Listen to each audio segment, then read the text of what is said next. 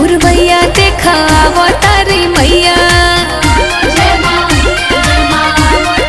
हाँ बहे पवन पुरवैया देखा अवतारी मैया। आगे हनुमान जी बने पीछे से भैरव भैया।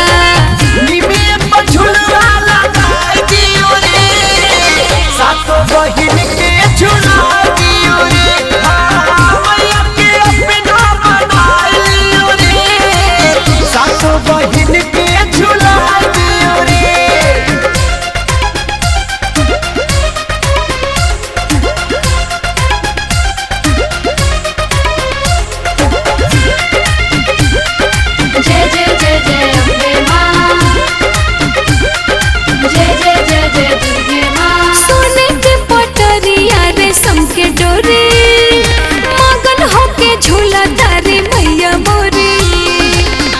जय माँ जय माँ जय जय। अरे सोने के पटरिया रेशम के डोरे मगन होके झूला तारी मैया मोरी। 64 जोगिन चवर डोलाई करे सेवा काई। देवता लोग भी देख के मन से फूल बरसाई। मालिन भी तुया आई और हम के फुलवा लाई। सासू बहिन शीतला के आके चरण में चढ़ाई। लवन के छकिया पिया दियो रे। सातो बहिन के झुला दियो रे। मैया के अपना बनाइयो रे। सातो बहिन के झुला दियो रे। जय जय जय माँ जय जय जय माँ जय जय जय माँ।